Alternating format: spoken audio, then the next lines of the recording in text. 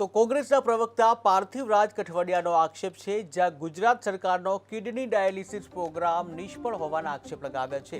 ત્યારે કેગના અહેવાલમાં વિગતો સામે આવી, જ્યાં ગુજરાતમાં કિડનીના 1% દર્દીઓ પણ ડાયાલિસિસ સેન્ટરનો ઉપયોગ નથી કરતા।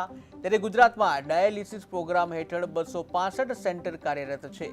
ડાયાલિસિસ સેન્ટરો દર્દીઓ વિના ચાલે છે, જ્યાં ડાયાલિસિસ સેન્ટરોમાં ડોક્ટરો અને સ્ટાફની અછત છે। ત્યારે ગુજરાતમાં 65 લાખથી વધુ કિડનીના દર્દીઓ છે અને જેમાંથી 51,000 ગંભીર કિડનીના દર્દીઓ છે। આવો જોઈએ પાર્થિવ રાજ કઠવાડિયાએ શું કહ્યું।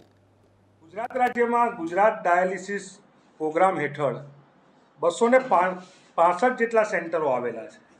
પરિસ્થિતિ એ છે કે IKDRCના એસ્ટિમેટ મુજબ ગુજરાત રાજ્યમાં 65 લાખથી વધુ ક્રોનિક કિડની ડિસીઝના પેશન્ટ હોય અને જેમાં 51,000 જેટલા પેશન્ટ 51,000થી વધુ પેશન્ટ જે એન્ડ સ્ટેજ કિડની ફેલિયરના પેશન્ટ હોય, ત્યારે આ ગુજરાત રાજ્યના GDP પ્રોગ્રામ, જેને A1 ડાયાલિસિસ પ્રોગ્રામ પણ કહેવામાં આવે છે, તેની અસફળતા એ કેગના રિપોર્ટના આંકડા દર્શાવે છે।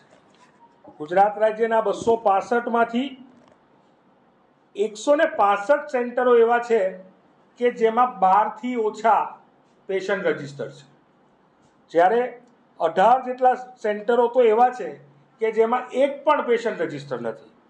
146 જેટલા સેન્ટરો એવા છે કે જેમાં 10થી ઓછા પેશન્ટો રજીસ્ટર હોય અને